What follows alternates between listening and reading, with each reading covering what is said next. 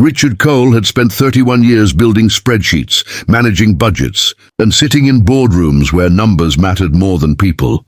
And somewhere along the way, he had forgotten what it felt like to truly connect with another human being. His wife had left him 6 years ago. His children lived across the country and called only on holidays. And every evening he returned to a spotless apartment that echoed with silence. If you believe in kindness, second chances, and the power of small moments to change lives, please like, comment, share, and subscribe to Kindness True Stories. Also tell us in the comments, where in the world are you watching from?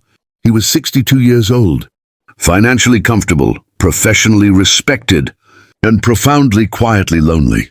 On a Tuesday morning in late November, he stopped at a pharmacy near his office to pick up some cold medicine. And that is where everything changed. He noticed her the moment he walked in, a young woman, maybe 25, with tired eyes and a sleeping baby pressed against her chest in a worn fabric carrier.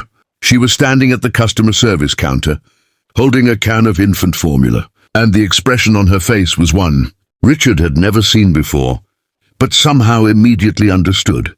It was the look of someone swallowing their pride and losing the fight. The cashier, an older woman with reading glasses perched on her nose, was explaining in a voice just loud enough for nearby customers to hear that the return policy required a receipt and that without it, there was nothing she could do. The young mother, whose name tag from a fast food restaurant read Maya, shifted the baby gently and said in a soft, steady voice that she had bought the wrong kind, that her baby had a sensitive stomach and couldn't tolerate this formula, and that she just needed to exchange it for the right one. The cashier shook her head again. Richard stood in the cold medicine aisle, pretending to read labels, but he couldn't move. He watched Maya's shoulders tense, watched her blink rapidly, watched her press her lips together to keep them from trembling. She thanked the cashier anyway, thanked her, and turned to walk out of the store with the wrong formula still in her hands. Something cracked open inside. Richard Cole.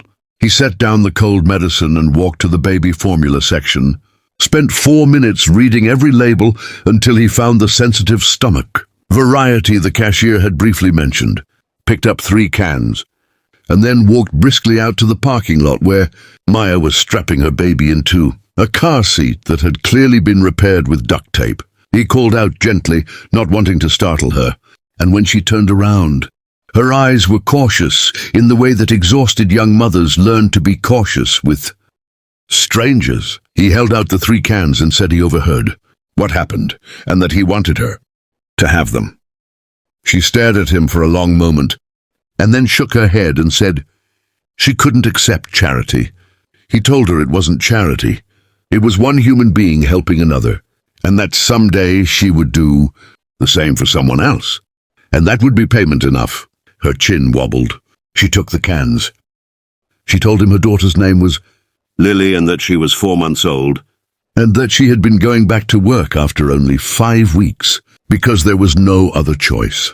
Richard nodded and asked if she had everything she needed, and she laughed a small broken laugh and said not even close. He asked if he could help, and she looked at him again with those cautious eyes, and he said he was just a lonely old man with too much money and not enough purpose, and she would actually be doing him a favor.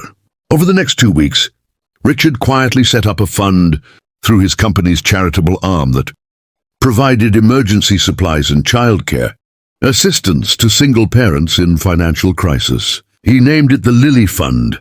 He also personally connected Maya with a workforce development program that helped her earn a certification in medical billing, which led to a remote job with better pay and flexible hours. He didn't do any of it for recognition. He did it because for the first time in years, the silence in his apartment felt less like emptiness and more like peace. Maya sends him a photo of Lily every month. In the most recent one, she is standing up on her own for the first time, arms out, grinning with 2 tiny teeth. Richard has it framed on his desk next to the quarterly reports, and every morning when he sits down, he looks at it first. If this story touched your heart, please like, share, and subscribe to our channel. Kindness True Stories. Every story we share is a reminder that one small act of kindness can change everything.